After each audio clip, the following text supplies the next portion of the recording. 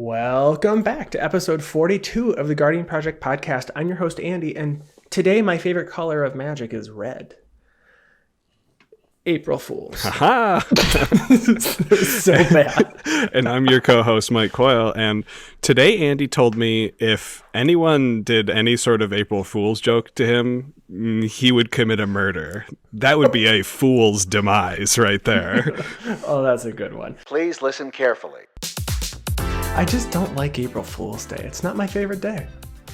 Understandable. And this is the podcast where we talk about all things Magic the Gathering. But mostly Commander. Just to start off, if you want to support us and you're looking to buy some singles or some sealed product, now that we're kind of stuck at home, maybe your LGS isn't open. Maybe your LGS has a store open on TCG Player, and you can go ahead and support them by purchasing your cards through our affiliate link that you can find on our website, guardianprojectpodcast.com. We would really appreciate it. Another really easy way to support us, it doesn't cost any money, is to go in the comment section, leave us a comment. We're always looking to improve, so anything you can tell us would be great. Leave us a rating and a like if you like the podcast. And yeah, thanks. And we want to thank our patrons. We did launch a Patreon account. And right now, while we're all stuck at home, we did open up our Discord, which usually is the first tier reward. But we were like, no, let's just have everybody come in and hang out. So we've had a lot of people in there. A lot of paper Commander games are firing. So we've been utilizing that along with Whereby to shift around the screens, making it really easy to figure out who's going first, who's going last in a Commander game. But if you want to support us, feel free to head over to patreon.com. We have a lot of rewards, some tokens, and other things. And that's patreon.com/Guardian Project Pod. Coyle, what is on the agenda today? Today we are going to talk about the Secret Lair that they just announced today. That's Secret Lair, greatest Magic the Gathering cards of all time. Right.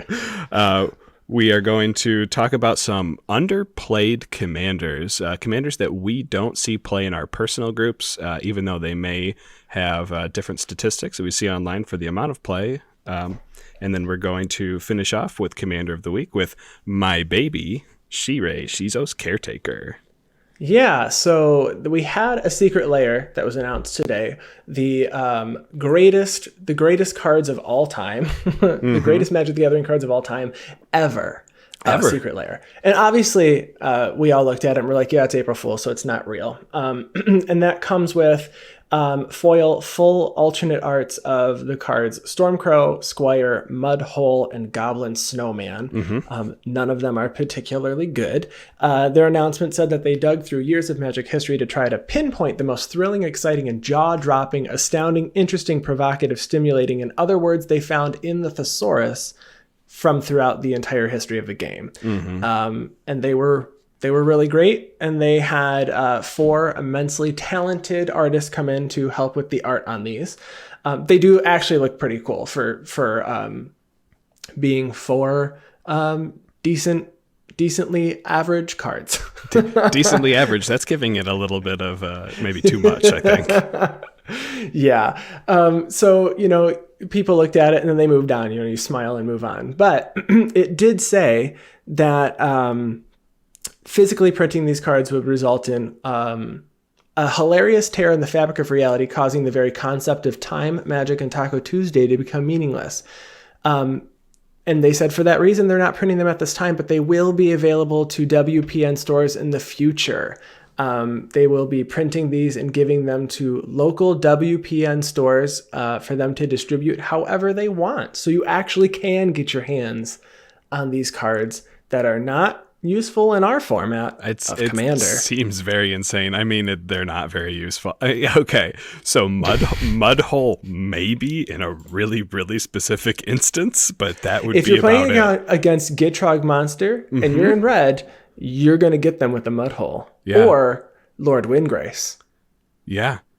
I mean, if you're mono red and you really want to be prepared for a lands deck, that's about it. I mean, maybe if you're playing humans and you just want to spice up with that full art meme Squire, that would be kind of cool. Who doesn't want to start attacking on turn 3 with a 1/2? I mean, What about a flying one too, maybe? I mean, that's better. It's got evasion, and it's in blue. I mean, all jokes aside, these cards do have beautiful art. They are very cool, but they're also memes. They're also memes. If you're building a meme deck, it's a must get for you. You have to get it. This is a must have. Reach out to your LGS when they're back open and figure out how you can get your hands on these cards. But we're more excited to talk about these commanders that we think are either underplayed or we just literally have never, ever played against them. And this is just in our personal metas. This is that the qualifier here is you may see these all the time. We see them none of the time. I think of my 5, so we each pick 5. So we have a list of 10 in no order at all. These are just, we just picked an order of 10. These are just 10 that we've never seen. And I think I've played against 2 of these a single time, like 2.5 years ago when we started playing Commander, and I didn't actually know what the format was, really. Yeah. No, I think that's 100% correct. But EDH Rec might actually have a different take on it. 100%. They, some of these that I found, one of mine that I found is, stay tuned for the very last one we go over, but it's the 6th most popular mono blue commander based on EDH Rec. So I was blown away that it was not actually, that I've never seen it. I've seen it one time. This is one of the ones that I've seen one time because Brian, our old co-host Brian, has one of that deck. Yep. Yeah. All right. So I guess let's start at the top of the list. Verena Lich Queen. So Verena Lich Queen is a 4 CMC commander that is basically all about the Zomboys. So she's a 4/4 zombie wizard that says whenever you attack with 1 or more zombies, draw that many cards, then discard that many cards, you gain that much life. You can pay 2 generic, exile 2 cards from your graveyard to create a tapped 2/2 black zombie creature token. So we assume right off the bat that this is going to be a zombie tribal commander. And actually, according to EDH Rec, Verena is the most popular zombie tribal commander, which You get those white zombies. You get white zombies, which, there's some lords, there's some pingers. I know there's a Wayward Zombie, which was a creature printed in Amonkhet that I liked a lot. I know Corpse Knight is a black-white zombie that was printed in Throne of Eldraine. M20. M20? Oh, yeah, you're right. You're right. M20. So, there's a lot of synergies with the white, and it does make sense. However, you are exiling cards from your graveyard to make zombies, and typically a zombie deck might want to reanimate their zombies from the graveyard. Maybe this is a good way to get rid of lands that you might have in your deck. Maybe Verena Lichlord would be a dredge commander that you could take advantage. I don't believe there's any dredge cards printed in white or blue, though. Dredges, I can't think of any offhand. Dredge is typically for black and green. So I don't even know if it's in red. I mean, it was a Ravnica Golgari mechanic, right? Yes. Yeah. So you don't have access to the green for the dredge, but you still have all of the black. But it's kind of surprising to see this as the number one zombie commander, in my opinion, over decks like Ghoulcaller Giza, which makes tokens, Giza and Geralf, which you can cast zombies from your graveyard. However, beside Morophon the Boundless, this is really the only zombie commander, like zombie creature type commander, that you could have in your command zone. Other than maybe Cedrus the Traitor King, but he exiles things with his Unearth ability. And Thraxamunder is Grixis. It is a zombie assassin. It is a zombie assassin. It doesn't have any particular synergies with zombies itself, but there Other are than red sacking zombies. A creature. Right. So Thraxamunder could be a Grixis Aristocrats or a Grixis Reanimator. There's nothing particularly on it about zombies, but you have cards like Scarab God that makes zombies, and you get to drain your opponents and scry X for the number of zombies you control at your upkeep. Sidisi Brood Tyrant, which makes zombies when you self-mill. It just seems like Verena is the only zombie creature type that has zombie synergies, and that could be why it has the most deck types. But I have only seen this commander been played once, and it was on YouTube. So I've never seen it in purpose. Played against a Verena Lich Queen deck before. It does kind of make me want to build it, though. I mean, I like my zombie deck. I have a Scarab God deck. I've had it for a long time. It's actually one of my oldest decks that I own. I have some custom 4/4 zombie token sleeves that I put over other cards to turn them into 4/4 black zombie tokens. But you can play Anointed Procession in this deck. You can, so you can get double zombies. Mm-hmm. I think it's important that that you draw as many cards as you swung with zombies, and then you discard that many. So it seems like you will constantly fill your graveyard, assuming that you have some decent token strategies. For sure. And if you have something that turns all creatures into a specific type as well. Yeah, I guess the one downside is when you do activate the ability to create the zombies. Oh no, they don't come in tap. Yeah, you create them tapped. So if you do swing out, you won't have any blockers, even with Verena Lichlord's ability. Right, and you're hoping that you are milling like some lands, because it would be very sad if you drew 3 and then had to discard 3, and like all the cards in your hand were ones you needed or wanted. Right. And you don't want to activate her ability. I mean, I guess that is the first mechanic, or I guess the first block of text worth playing an Esper zombie deck. Whenever you attack with one or more zombies, draw that many and then discard that many and gain that much life.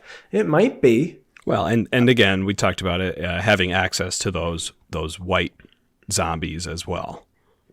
So it might be. You definitely leave yourself open to more varieties. Typically, your zombie decks are only black, blue, or just black. So, you get more variety of zombies, and maybe you can make it work out. You'll get some more synergy cards, perhaps. Like you can throw in everyone's favorite enchantment, the Smothering Tithe, and get a lot of mana and be able to have that mana dump right there on your commander's face. That seems like it could be a pretty good strategy. There is a card, looking through some of the popular cards for this commander. There's a card called Necromancer's Covenant for 3 white, black, that has, when it enters the battlefield, exile all creature cards from a target player's graveyard, and then you make a 2/2 zombie for each card exiled, and then it also says zombies you control have lifelink. So that seems good. That's pretty good. And you do get access to the best color for instant speed targeted removal in white with your Swords to Plowsharers and Path to Exile. I mean, you do get, there is some upside for playing the color white in conjunction. For sure, yeah. Esper is arguably the best control colors that you could play. And for this having 1,172 decks on EDHREC, I am surprised we have never run into this even once. Yeah. I agree. Well, maybe we'll change that. Maybe this will end up being my third deck from now that I'll build. I have a couple in queue already, unfortunately. All right. Well, moving on to the next commander. This is the first one that I chose is Shattergang Brothers. It is in 348 decks on EDHREC. It was from Commander 2013, so it has been a few years. And when I was looking through these to determine why I think that we're not seeing these commanders played is, I mean, we didn't want to just say, oh, there's a strictly better commander. Obviously, there's better strategies for certain decks. I guess commanders for certain strategies. But I'm wondering if this card is just at this point old, and maybe this was played a lot when it first came out, and now we just don't see it. It was also one of the secondary creatures in the Prosh commander deck. Mm-hmm. One of the I guess lesser legendaries, one of the other that you can switch out. But Shattergang Brothers actually does a lot. So you have a lot right on one card. So it is a 3/3 Goblin Artificer for 1 black, red, green. And it has 3 abilities. pay 2 and a black, you can sacrifice a creature, and then each other player sacrifices a creature. You can pay 2 and a red, sacrifice an artifact, each other player sacrifices an artifact. And then pay 2 and a green, sacrifice an enchantment, each other player sacrifices an enchantment. So you're in Jund colors, and paying 4 mana for a 3/3 and then needing 3 mana to activate it could be one of the reasons this deck isn't played very often. Sure. It is very mana intensive. You need 7 mana right off the bat to do something with it, and be sad plus to play. Plus have the permanent on field. Well, chances are you do have that if you played it on turns 1, 2, or 3 before this, assuming this is coming down on 4 and not ramped out.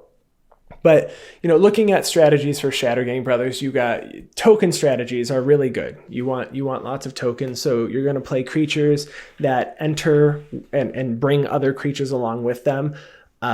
You want creatures to recur, so when you sack them, you can play them from your graveyard. Cards like Reassembling Skeleton come to mind. Enchantments. This is a card, Coil. It's got black on it that has enchantment removal, but not targeted. So if they have more than one enchantment, unfortunately, you can't get rid of their enchantment. That's a problem. That's true. But you've got enchantments like Rancor and Aspect of Mongoose. So they're both green, and they both say when they leave the battlefield, when they go to the graveyard from the battlefield, you return them to your hand. Yeah. So you've got some synergies there with sacrificing that. And then there are artifacts in this deck that also come back to your hand. Spine of Ishsa, although it does cost 7 mana alone, when it goes into the graveyard, you just put it back in your hand. I've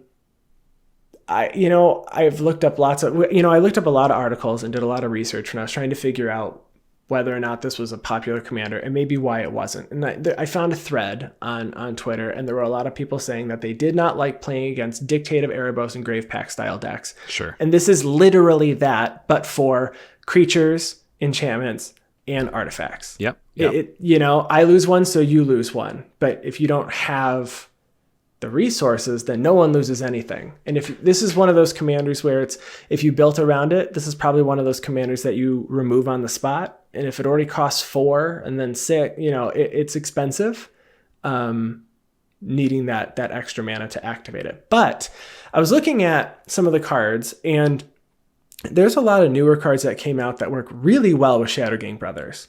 Like Dockside Extortionist is really good. You get a creature that brings along a bunch of enchantments that then you can use those artifacts to activate his ability and then make them lose whatever it is that's causing issues.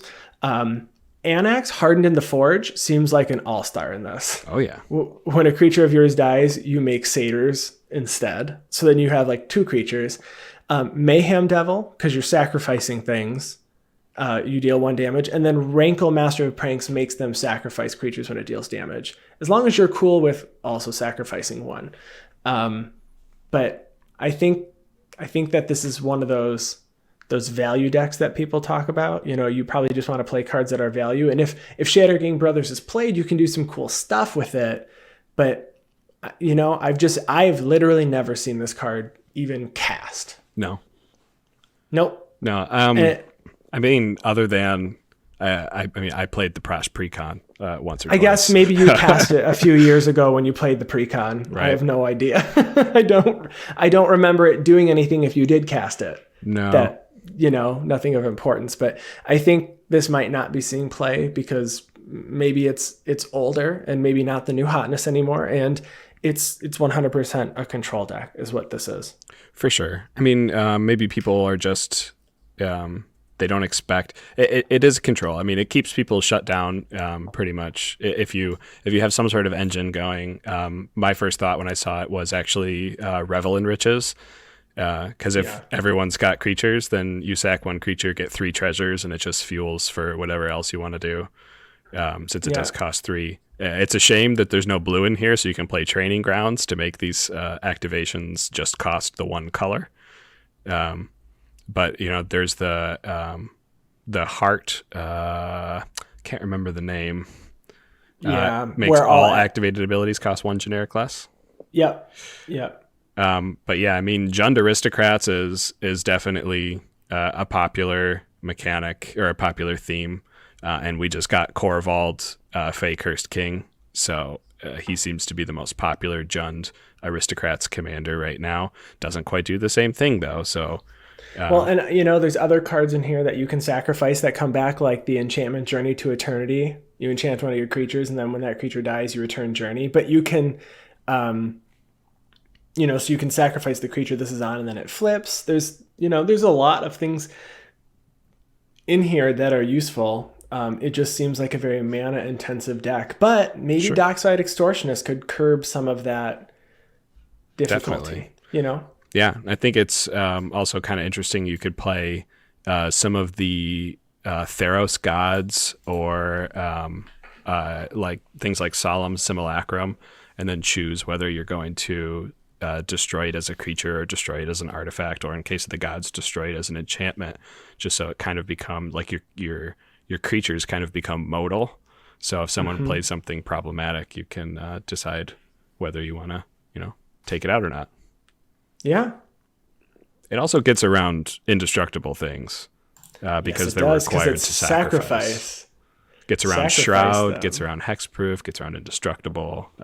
Another new card listed on EDH Rec for this deck is Arasta of the Endless Web. It's a legendary creature, so you again modal with the spider, but it says when an opponent casts an instant or sorcery, you make a 1/2 spider, so you have another creature to sacrifice. I think this just wants big, I guess not big, but value cards that work really well with this synergy. Yeah, so I think this one is underplayed, and it looks like one that, honestly, if I was building a deck, this is one that might be interesting, because I don't have a Jund deck. So gotta Jund them out, Andy. Jund them out. Rule number 1 of Modern is Jund them out. All right, next on the list we have Rafiq of the Many. All right. So Rafiq of the Many is a Voltron commander, meaning the idea of this deck is to kill someone, most likely with commander damage. So Rafiq of the Many is Bant, so it's 1, a green, a blue, and a white. It is a human knight, 3/3 with Exalted. Exalted means whenever a creature you control attacks alone, that creature gets +1/+1 until end of turn. Rafiq also has another ability. It says whenever a creature you control attacks alone, it gains double strike until end of turn. So this is actually a pretty popular Voltron deck, according to EDH Rec. However, the most popular Voltron decks being like SRAM, Senior Artificer in mono white, and followed closely behind by decks like Valduk, Keeper of the Flames, and Zergo Helm Smasher. What about Ural the Miststalker? So it's kind of weird. So on EDH Rec, you can't actually look up the strategy Voltron. You have to look up equipment or aura. So I'm actually on equipment right now. Okay. So if you look up aura, I'm sure he'll show up there. Okay. I know like Sir Gwen right now, it actually is the most popular equipment commander there is right now, but she has particular synergies with equipment to make equipment cost 0, so that kind of makes sense. Sure. And when you look up aura, Ural does come up as 1, then Zur, and then Siona, Captain of the Pyleus, are all beating out Tuvasa the Sunlit, which is surprising. Well, I guess I did. Well, I guess this isn't actually an order of number of decks. So I did hear an interesting argument on Tuvasa actually the other day when, in terms of price of your deck for Tuvasa, when you're looking at lower priced Tuvasa decks, it actually does end up being a lot of aura abilities. But when you start looking at higher priced Tuvasa decks, it turns into Pillow Fort, pseudo stacks, more just Pillow Fort and taxes. Just regular enchantments that sit out and not necessarily auras. Exactly. Sure. So why are people not playing Rafiq of the Many? It's he doesn't have an inherent card draw ability directly on his face like SRAM does. Everyone loves SRAM because of his card draw ability, even if it's only in mono white. Yeah. It is kind of dumbfounding to me, just because in terms of the auras, I mean, there's there's some super good synergies that you get when you start going into multiple colors, and especially green and blue. I know that there is, Sovereign of Lost Alara is a super powerhouse, probably a signature card for this deck. It is a creature. It's a 4/5 Exalted that says, whenever a creature you control attacks alone, you may search your library for an aura card that could enchant that creature, and then you put it onto the battlefield onto that creature, and you shuffle your library. So Sovereigns of Lost Alara just grabs you. It could grab you Eldrazi conscriptions, which actually an unblocked Rafik of the Many with an Eldrazi's conscriptions on it is automatically win, because he has double strike and he'll have 13 power. You won't get the Annihilator trigger because he'll have already been swinging, but a dead person doesn't matter how many permanents they have. So, the card I would like the most to see played in a Rafik deck, though, not to jump in here, but it's a card that I used to play a lot in just like a tabletop deck when we used to play 60 card just casual, is Sublime Archangel, where other creatures you control have Exalted, and then if they already had Exalted, they now have double Exalted. They can have multiple instances of Exalted. Oh, nice. Yeah. So you can just pump your guys that way. Yeah. And again, running green-blue on top of white does allow you to get a lot of control pieces in blue. Obviously, white already has some of those good control pieces. You get a lot of good ramp in green, access to more tutor abilities, board wipes. Time wipe is a pretty good card printed in War of the Spark that will allow you to bounce your commander back to your hand and destroy everything else, and then you can put it back out. You have access to Wargate with tutors that allows you to tutor up anything that you want, any permanent that you want onto the battlefield. Supreme Verdict helps you wipe the board. So it's a Voltron deck that you can play with the Bant colors, which is pretty rare in terms of what is available out there. So yeah, I think it's not played because it's Voltron. I had a Voltron deck and I just didn't enjoy it, because if somebody has the ability to get rid of it, it's like, oh, I have to start over again. I have nothing I can do. That very well could be. However, I do see Voltron decks out there still. I've lost to Ural the Miststalker like 5 times. That deck just goes crazy. So, I believe that there's people out there playing Rafik. I just don't see anybody around us. And it is from the Alara block. So, it's been a minute since this card came out. For sure. And that could be, we don't want to use that as a reason for all of these, but I'm wondering if, and I was just saying a couple weeks ago, not to digress too far off, but I was just saying, I have like 25 commander decks between, me and Nick, and you're constantly building some. And I was like, I'm bored of these. I want to play something new. Right. And, I'm at, I think, game 120. I think I am at 128 now this year in my quest to 365. And I've played all but one of the commander decks. I did find one that I had not played yet. It was Edgar Markov. I haven't played it this year. Okay. I've played all of these decks a few times now. Some I've only played once or twice. But I played them a ton last year, if I made them last year. Sure. Or the year before that. You find you play them like 20 times the year you build them, and then it trickles off. And then do you take them apart? I don't know. And maybe this is what happened with some of these decks. It's like, oh, I played Rafik 3 years ago, and I played it like 100 times, and I was done with it. And maybe that's why we don't see it. And that could be a good, that could be a it's definitely an indicator of it, and it's not by any means the strongest Voltron commander. Like you can make an argument, but there's so many different auras like Battle Mastery and different equipments like Fire Shrieker that can already grant your Voltron commander double strike. Sure, you don't have to include that in your deck here, but the other options that you could fill those voids in, you have to really question on whether it's worth it.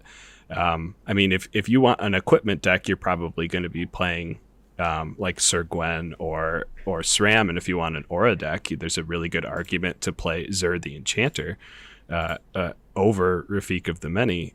You do get access to black as well. When it comes to that, you lose access to green for ramp, but that also, you know, there is a good argument to play Rafik with that free double strike as well. So so maybe age has something to do with it. I know Xur is just about as old, but it's also been reprinted a lot. It's a lot cheaper. I know Rafik of the Many is going for like $5 right now, whereas Xur you can pick up for under $1.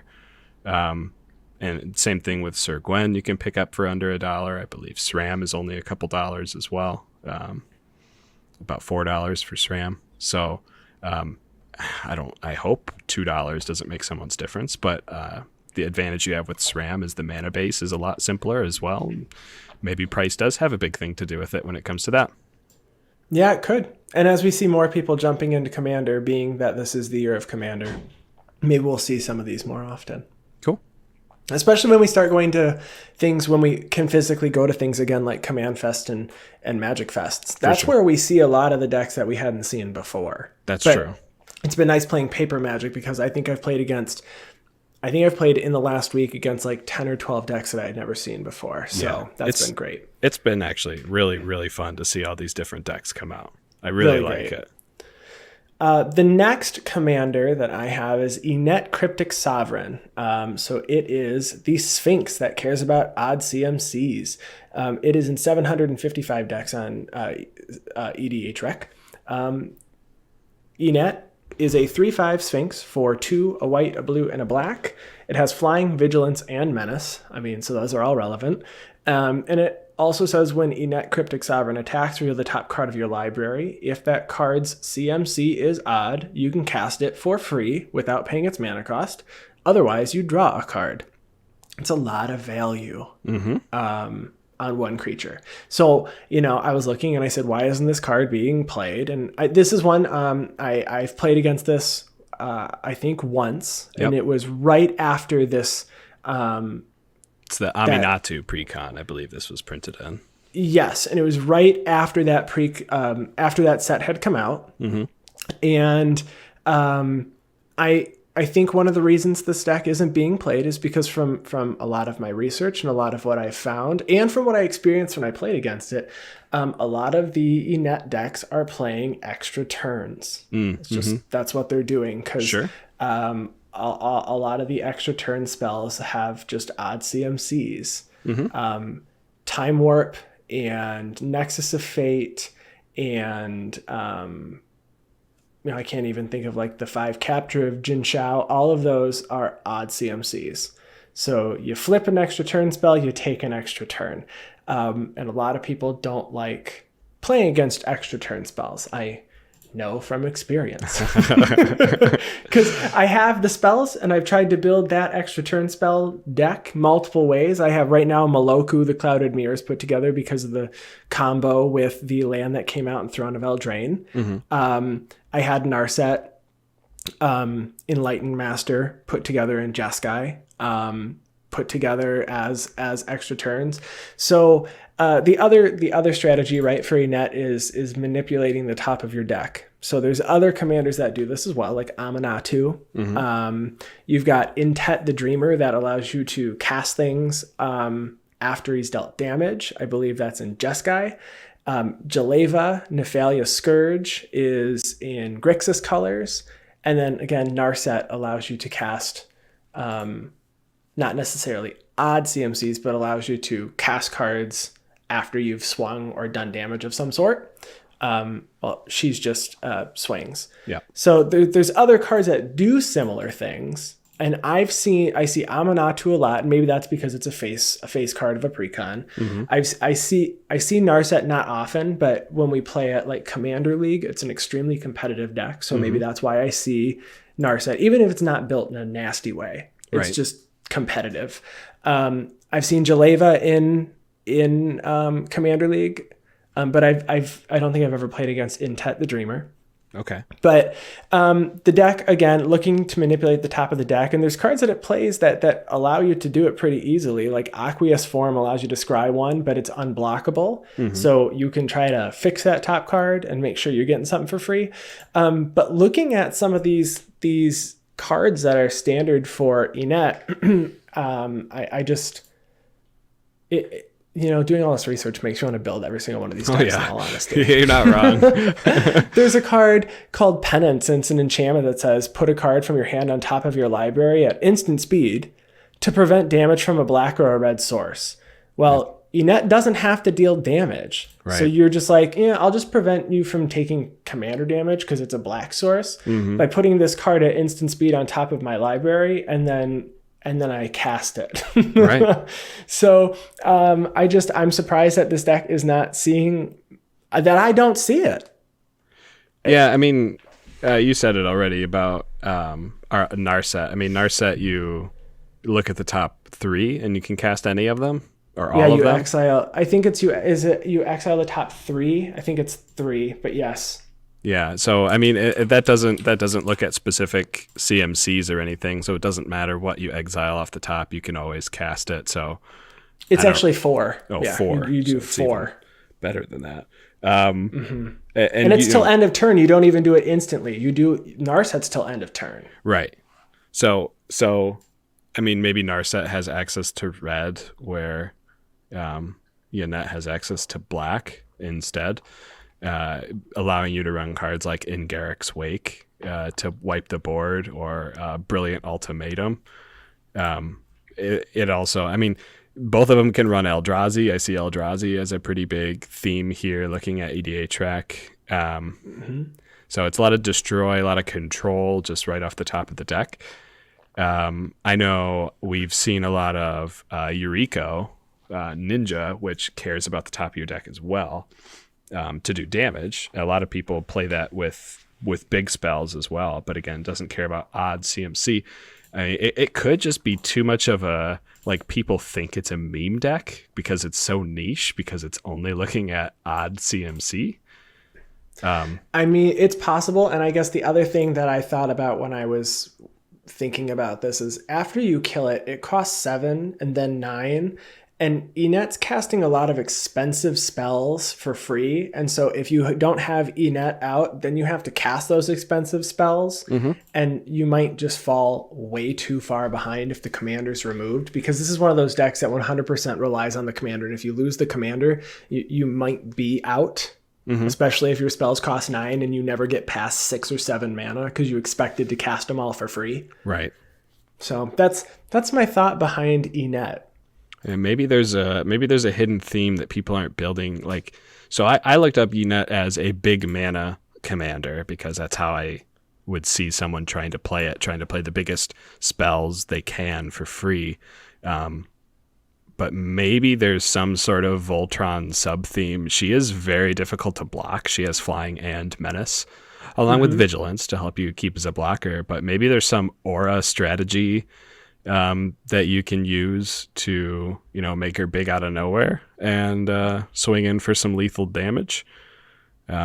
It's possible, but yeah, like you said, extra turns would make the deck pretty darn strong. And as soon as someone sees one extra turn deck, Enet's going to be targeted removal almost immediately. Yeah, the whole table sighs in unison and goes, okay, well, this is it. Yeah, the arch enemy starts now. It's happening.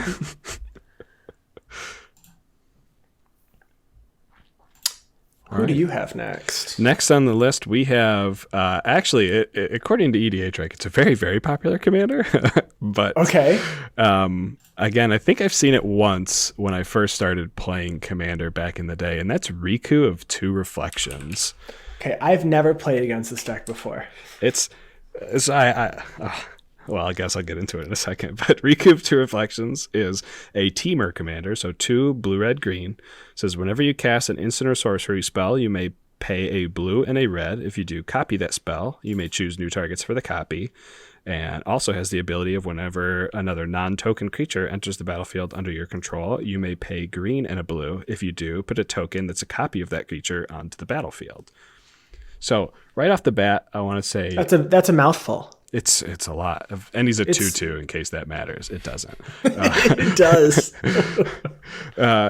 He dies pretty easily. But right off the bat, I just want to say that Riku of True Reflections costs almost $20 as a commander or as a card.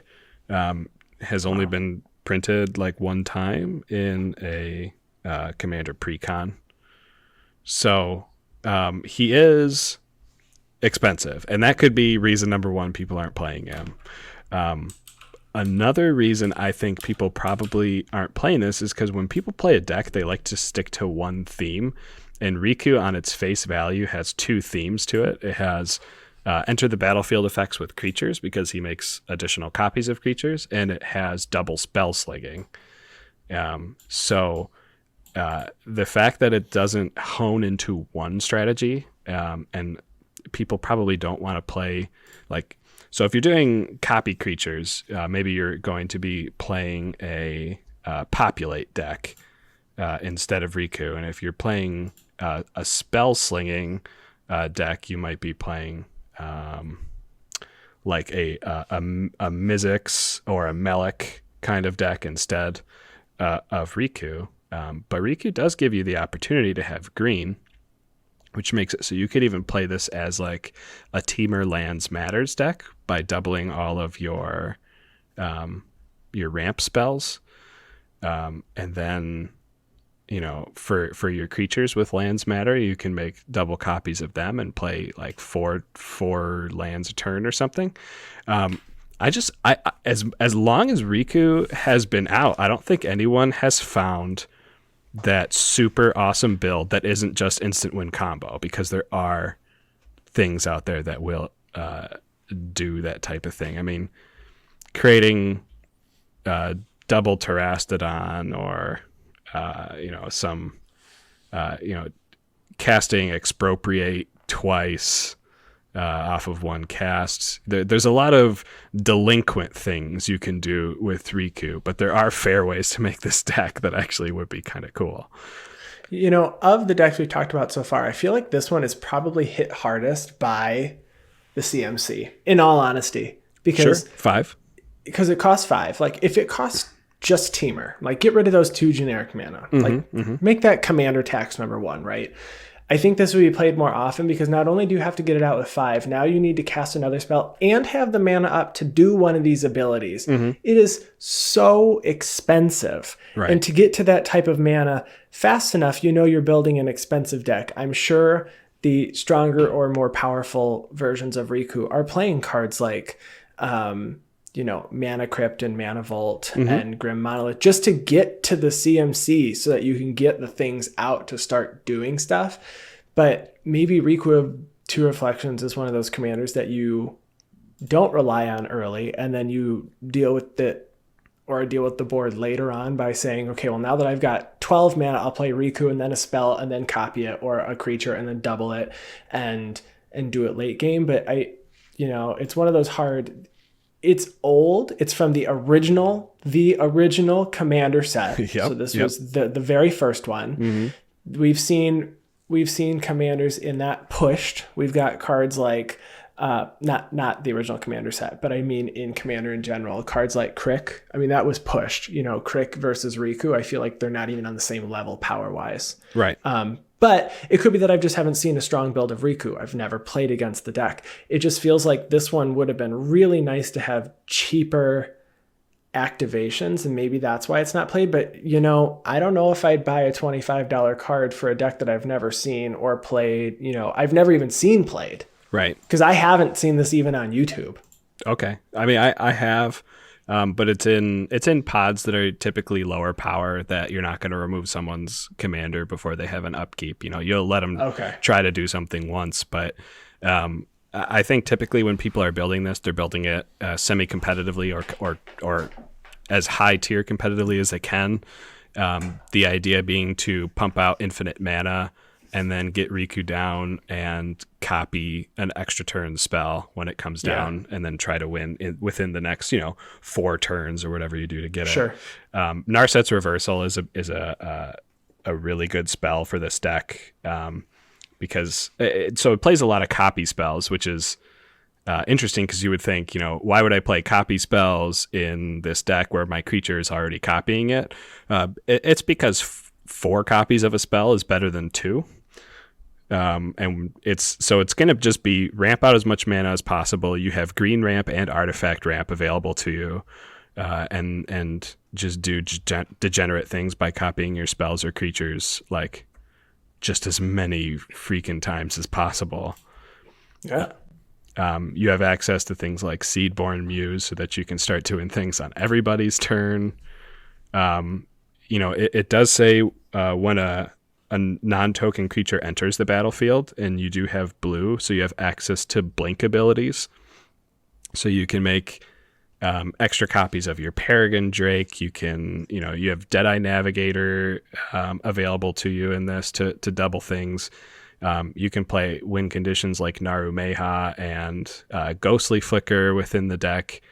So there's a lot of infinite combos, and that could be a reason why people don't play it, is because if you play Riku just #value, you're probably not going to win many games because you're going to have to show a powerful board state before you untap, and people are going to notice it and they are going to swing at you. Yeah, for sure. But you should build it anyways because he's really cool. Yeah.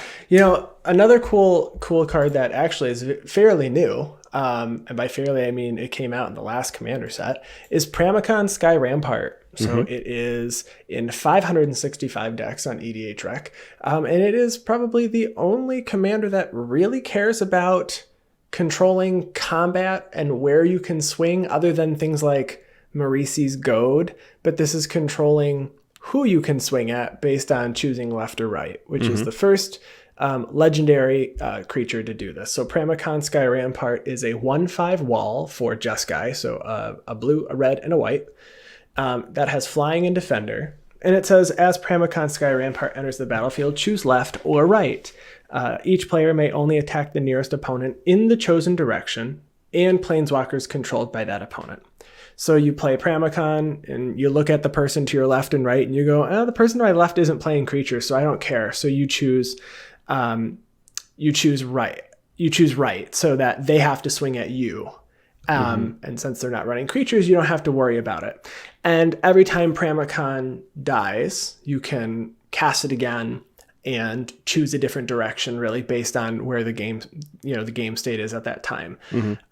So Pramikon is doing a lot of spell slinging, but for the most part, I've seen Pillowfort decks built, so a lot of taxing effects to make it hard or undesirable to attack at you. So your opponents would rather just attack each other. So cards like Ghostly Prison, Propaganda, Sphere of Safety, playing cards like Grand Arbiter to make things cost more to kind of slow the game down are good.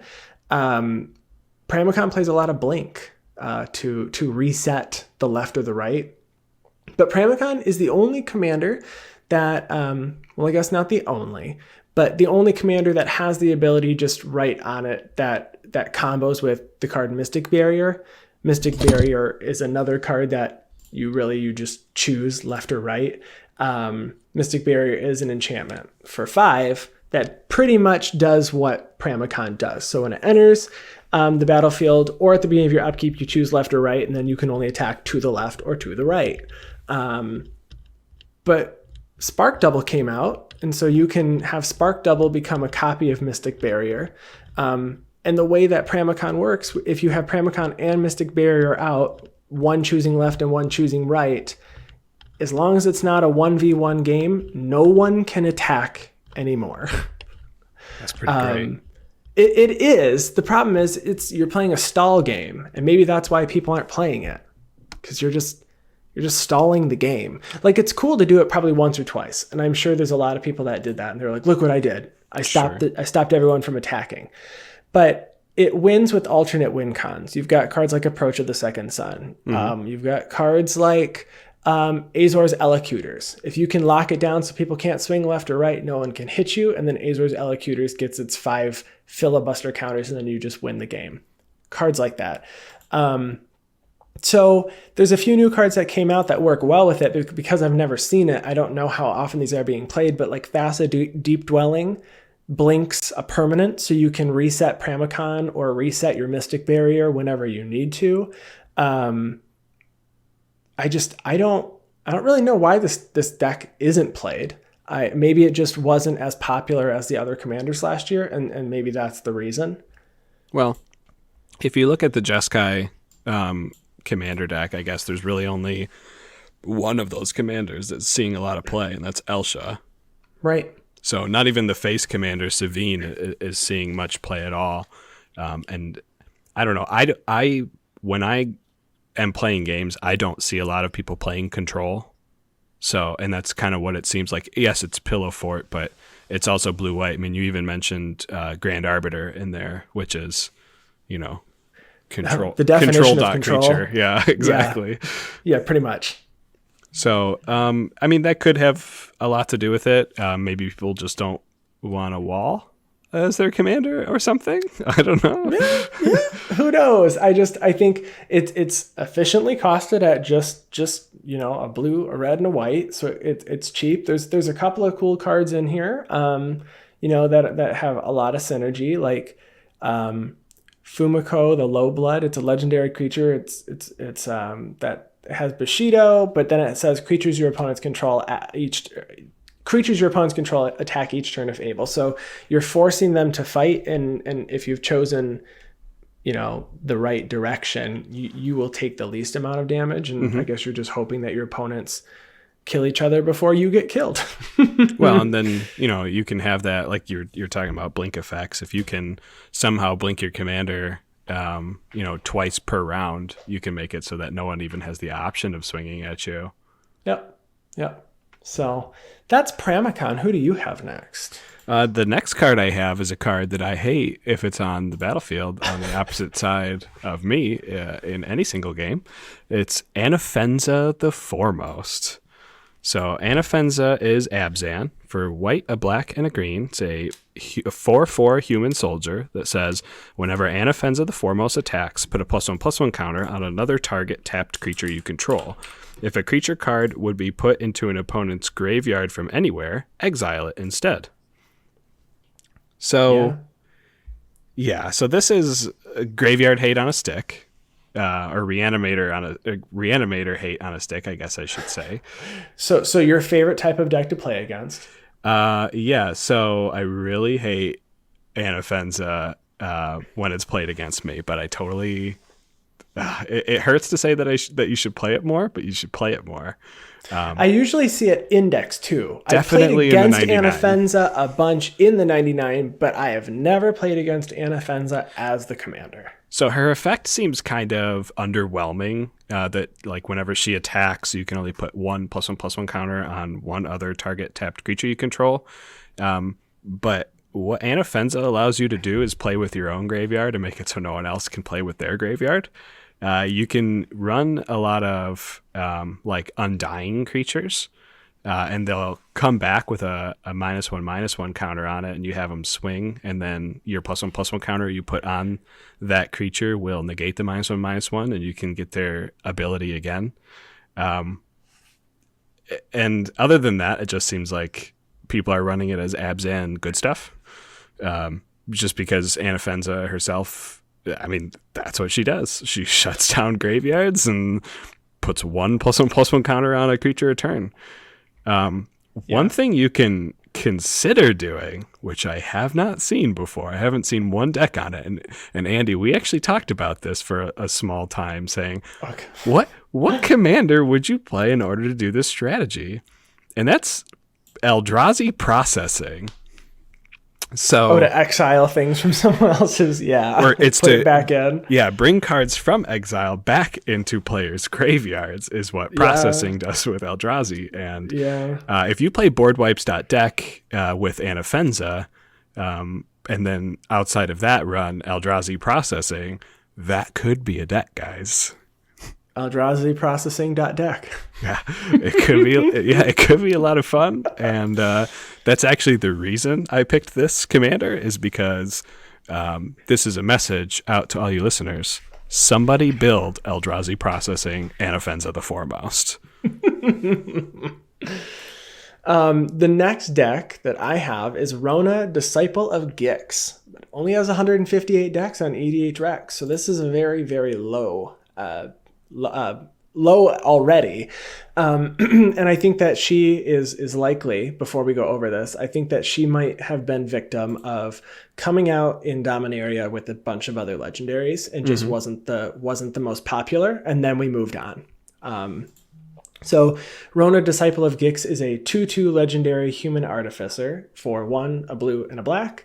And she says, when Rona, Disciple of Gix enters the battlefield, you may exile target historic card from your graveyard. And then she says you may cast non-land cards exiled with Rona. And then she has an ability to pay 4, tap, exile a top card of your library. So this is 100% a combo deck. This is not a value deck. It's you need to combo. That's what this is doing.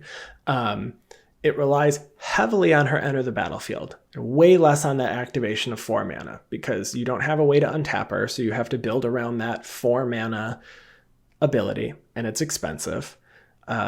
So artifact ramp is what I've seen, and there were a few articles.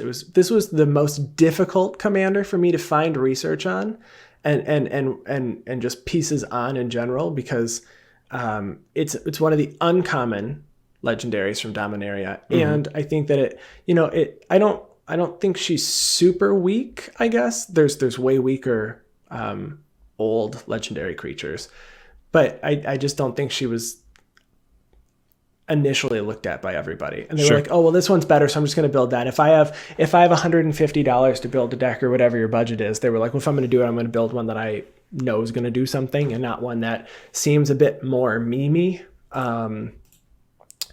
Meme. Oh, I thought you said meanie. Meme, MEME -E, meme E. Anyway, so this deck cares about cheap historic spells, right? So you can play them right away. So you want historic spells that cost 0 or 1. So when Rona comes in, if you had one in your graveyard, you can play it again right away. Cards like Executioner's Capsule or Aether Spellbomb, even like Mox Amber, if you exile it from the top of your library, it costs 0, so you can play it right away. But there are some pretty big restrictions with her. So the card exiled with Rona is cast, not played. So if you exile land, you can't play it.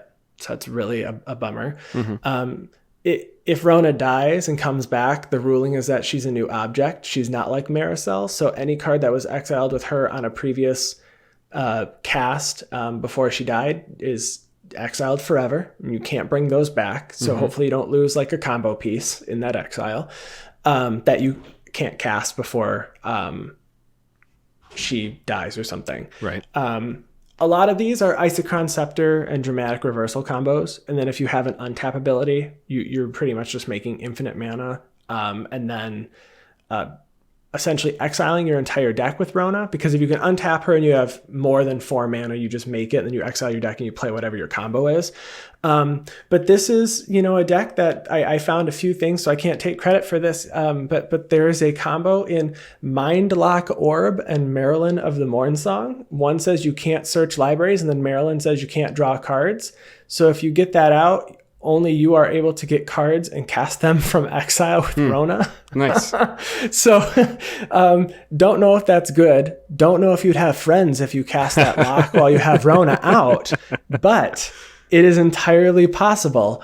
I think, after I did all the work of all the ones that I did, this one and my next one were the two that I definitely want to build. But if I built Rona, she'd be really expensive, right, to make it like actually, I don't need a competitive deck, but you don't want to just lose whenever you're like, oh, I'm pulling out Rona, I'm going to lose another game. It's like you want to actually have a way to win, but I don't know if you can do it unless you do some degenerate combo that's just going to frustrate people. Right. It's probably not the best, just like you said, value town. Like just get free historic spells, because really it's just allowing you to recast them from your graveyard, and maybe you want to play a creature or a legendary like Kethis instead if you're gonna do something like that for your strategy. But yeah, I do agree with you that an infinite mana combo is pretty much going to be the only way that I see this creature seeing play. And you can do it, not that you can do it better with other things, but you might have more fun doing it with another color, with another combo. Right. Just make sure your play group knows you're doing that before you do it.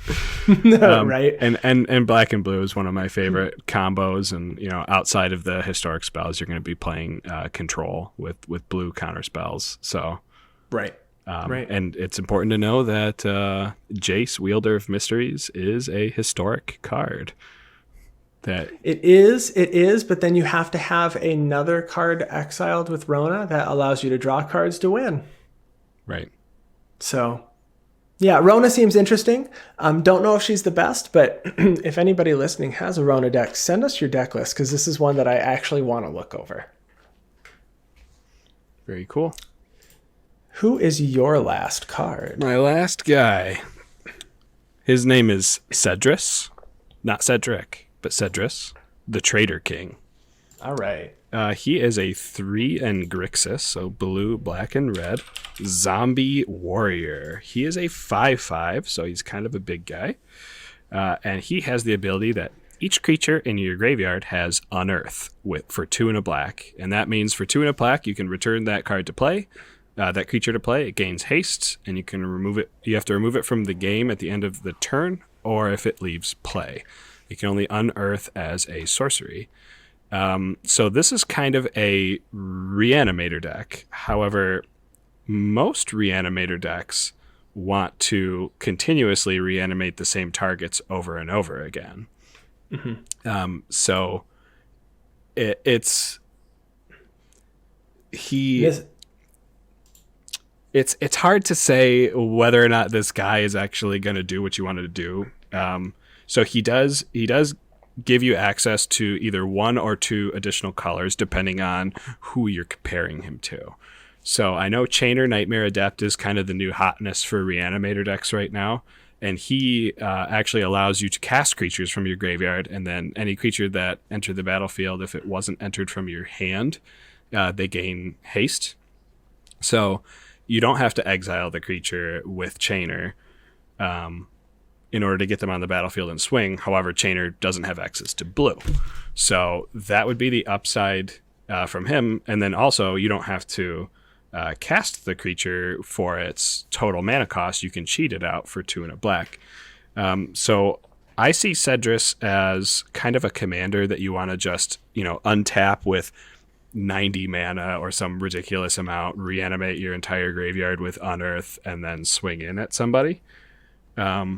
It might be worth noting that you can, exile like a Squee or something and return it to your hand with Cedrus.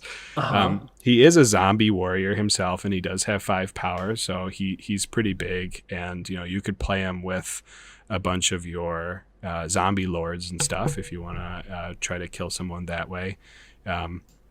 But he'll also work if you can only half people with a Gray Merchant, and then you sacrifice it and then unearth it right back. So if you're only looking for 2 enter the battlefield triggers or 2 death triggers from some of your creatures, Cedrus could offer you that combo advantage. This is your guy. If you want to, you've only got 1 shot. Do not. Sometimes you only need 1, right? Yeah. Go ahead. No, Unearth is a really cool ability, and I definitely think that I would play this just to say that I'm playing an Unearth ability. It's not played very often. Sure. Unearth. But there's 282 decks for Cedrus, obviously on EDH Rack. So there's likely more. But I agree with you. I think you do want to untap with like 99 mana and do your thing all on a single turn. But it's a very value centric. You need the card that's going to come back one final time to do something really important to be worth playing it. So, looking at cards like Sepulchral Primordial, when it comes in, you reanimate a creature from each of your opponent's graveyards, and those don't leave. Right. So that's a really good one. Runescar Demon is a tutor. Playing, there's a unique card that's probably only important in this deck. I love those kinds of cards, like Teferi's Veil. It's an enchantment that says whenever a creature you control attacks, it phases out at the end of combat, so you're not going to actually unearth it because it disappeared. Oh, okay. Yeah. So it's I don't know if I think that actually just gets around it. It phases out and it comes back in on your next turn, and now it's just there. Interesting. I don't know if it still sees. I'd have to look it up, but I don't know if the after phasing out and then coming back in, if the Cedrus Unearth trigger is still on it, and then when it dies the next time, it actually dies. But so this deck fading out does not count as leaving play. Okay, so the Unearth is still there, but it doesn't come back until your next turn. So I guess when it dies, it then would just get exiled. Because it's not gonna be there at end of turn. It just disappears. You pretend it doesn't exist. Yeah, you pretend it doesn't exist, but that means it's still in play. Is it? Well, it's not exiled.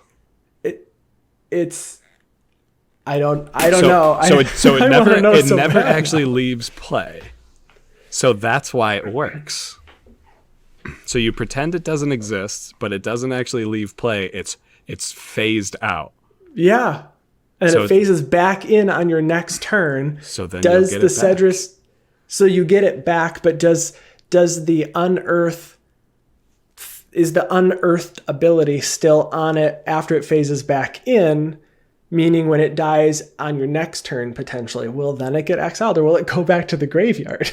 It doesn't say at the end of the next turn. It just says at the end of turn. Okay, so maybe you get around your Unearth by playing Teferi's Veil. That's the hotness. That's interesting. 1 and a blue. Huh. I love it. That's crazy. Didn't even think about that. Yeah, I think this is just, again, it's victim of, this is an old card from the Alara block, and there's new hotness that people want to play now, but I'm sure there's a bunch of Cedrus decks put together in people's, boxes in their bedroom, and they just haven't pulled it out for F&M in a long time. Pull it back out, people. Pull it back out. Your Cedrus decks. Get your mind out of the gutter. Should that be the title of this episode? Pull it back out. Pull it back out. Will we get more listens if that's the title? So I'll go on to my last one. We have Psy Master Thopterist. Only 467 decks on EDH Rec, mono blue, and it is the 6th highest commander in mono blue, which surprised me that the 6th highest is only 467, but I guess it is mono. People like to play multiple colors. But Psy Master Thopterist is a 1/4 human artificer for 2 and a blue, so it's cheap and it has a big old butt. And it says whenever you cast an artifact spell, you create a 1/1 Thopter with flying. And then it has an ability to pay 1 and a blue, sacrifice 2 artifacts, and you draw a card. So this is not a control deck in blue. And it's one of my favorite, deck types of making tokens. I love me some tokens. Gotta love tokens. And you're playing tokens, and then you're buffing the tokens by playing artifacts that give other artifacts creatures +1/+1, like Chief of the Foundry, Master of Ethereum, Steel Overseer, some of those being artifacts themselves. So when you cast them, you make another Thopter. Great commander for mechanized production on a Thopter. For sure. It's Although you don't have to cast mechanized production on the Thopter to win by having 10 Thopters. Correct. You can cast mechanized production on something that's giving you even more value or more mana, and then you're just going to incrementally get the 10th Thopter, and you'll be good to go. There's a lot of new cards that have just come out that fit really well with this, like Emery, Lurker of the Loch. Modern Horizons brought Urza, Lord High Artificer, and you can play that Urza just to get that construct, and he has his ability still that a lot of people don't think about, the paying and shuffling and then revealing. But I just don't see this. This is the deck that I mentioned at the beginning of the discussion. So Brian has a Psy Master Thopterist deck. And when he built it, he didn't even put like that much money into it. Like, he had a bunch of ramps. So I mean, like, he had a Mana Crypt, and he had a Soul Ring, and he had a Mox Amber, but you drop 5 artifacts, then you realize you have 5 1/1s coming at you, and then the next turn he plays 2 pumped creatures, and you're like, oh, okay, I take 15, and then it just gets out of control. Right. And sacrificing 2 artifacts to draw a card, there's a lot of artifacts that, similar to the Rona deck, artifacts that when they die, they do things. Or the Shattergang Brothers deck, when the tokens die, Sai uses those to not only sacrifice them to draw a card, but then they do something on their way out. I just think this deck is super underplayed, and I've played against this deck. I think once or twice. Brian brought it over one time, and he ran over the table with it. And maybe that's why. It's possible. It does good things. It does good things, and it does them easily. You don't have to work for this. You just play artifacts, and then you win. Mm-hmm. So I am looking through the popular cards here, and obviously it is blue, so it does play some cards like Cyclonic Rift and some counter spells and stuff to keep your board state clear and ready to go. And you don't have to, though. But you don't have to. There are some. I guess that's one of the advantages. Mirrored and Besieged. If you turn it on to Phyrexian, at the beginning of your end step, you draw a card and discard. If there's 15 or more artifacts in your graveyard, an opponent loses. Mm-hmm. Or you put it on Mirror, and when you cast an artifact spell, you make a 1/1 colorless Mirror. Both of those are valuable if you're playing a Sai artifact deck. It's fantastic. So good. So good. Play more Sai. If you play Sai, let us know. Yeah, if you play any of these decks, please send us your deck lists. We want to see them. I think that's the end of our list. Do you want to do Commander of the Week? And then I want to do Commander of the Week. All right. Commander of the Week this week is, I mentioned before, my baby, Shirei Shizo's Caretaker. This was the first mono black deck that I made, and as you know, if you are a listener out there, mono black is the best color combination in Magic the Gathering, and my favorite on top of that. So Shirei Shizo's Caretaker, for 4 and a black, you get a 2/2 spirit that says, whenever a creature with power 1 or less is put into your graveyard from play, you may return that creature card to play under your control at end of turn if Shirei Shizo's Caretaker is still in play. So the wording on it is kind of weird, but everything is on there for a reason. So what the deck is it's mono black, and it is the creature most often referred to as weenie. A weenie being low-powered creatures, in this case, power 1 or less.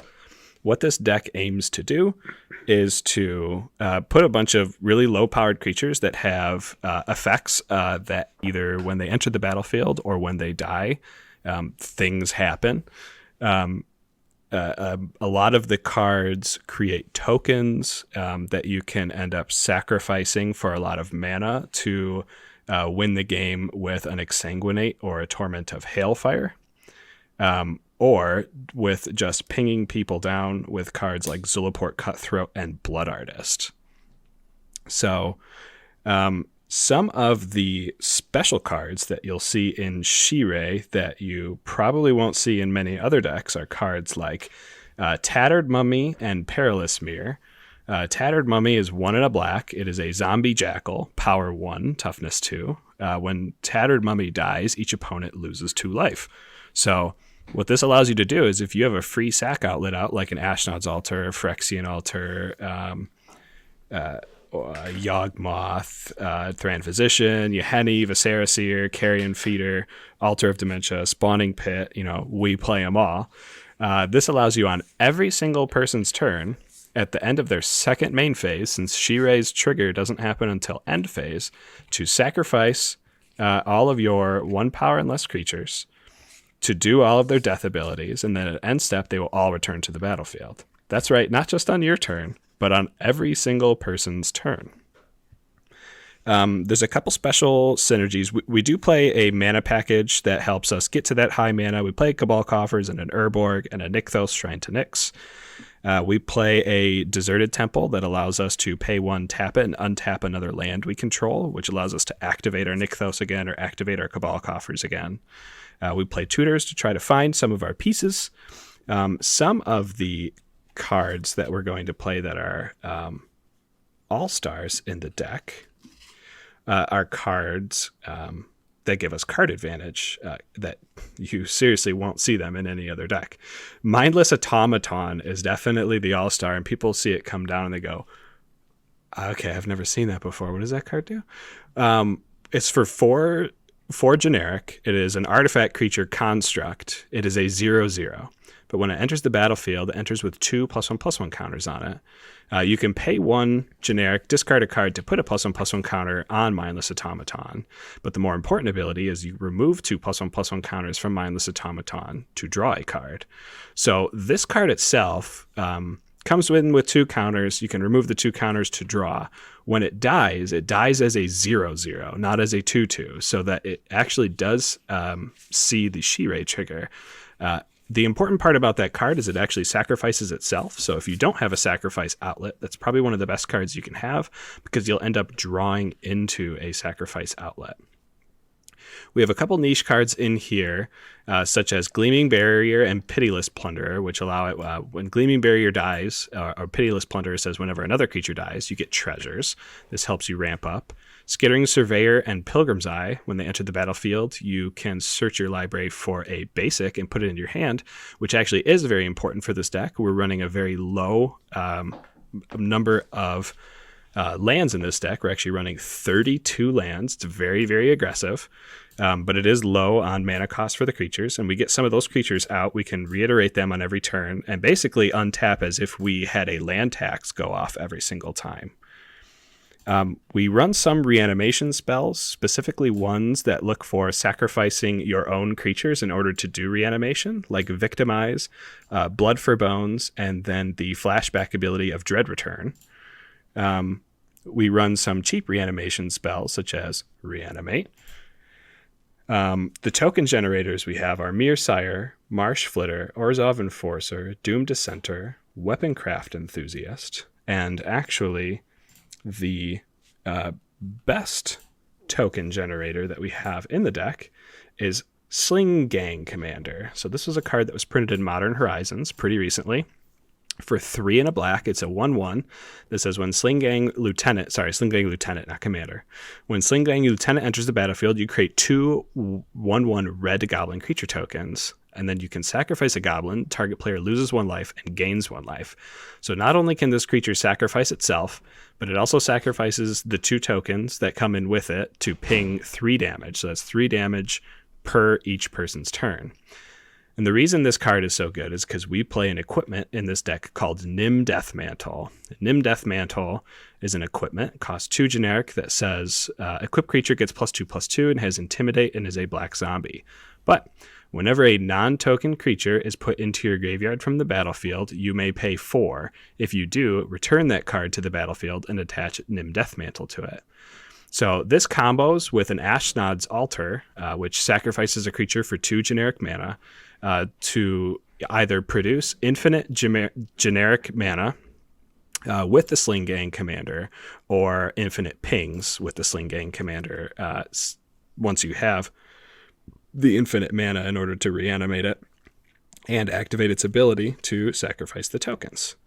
So that is just a quick look at the deck. I will be posting a deck list, and if you have any questions, I have been refining this deck. I've made a lot of cuts in my days, so if you're thinking in my day, I actually have I've probably cut and replaced about 30 cards in the deck from its original brew. So there's a lot of high CMC spicy cards that I did end up cutting in order to bring the CMC down lower so that I can reduce the mana costs or the amount of lands I have in the deck to put some more card draw and special cards like Dictate of Erebos and Contamination. Contamination shutting down the entire board from anything but black mana. So I put those control pieces in to make the deck a little bit better. So if you have any questions, please feel free and ask and beat all of your opponents with mono black weenies. Well, thank you all for listening. If you want to contact us, you can find our podcast on Twitter at GuardianPod. You can find me at ATFlory. You can find me at WormCoilEngine. Also take a look for hashtag Guardian Project Pod to find our posts and episodes. We'd like to hear from you, so send along your comments and any topics you'd like us to talk about, and we'll go over those on the next episode. You can also email us at guardianprojectpod@gmail.com. And again, don't forget we have a Discord that is now open to all, so feel free to reach out to us, send us a message. We'll add you to that. We do have a mailbag channel on there, so if you have anything you want us to talk about, you can also send it to us there. We will see you all next week. Bye-bye. Stay safe. Yeah, your Shirei deck is gross. I didn't even mention Scarecrow. I know. It's just like, it's so good. It's just so weird. You know Scarecrow is an $18 card? No, I know. It used to be expensive. Yep, I didn't realize it was still didn't change.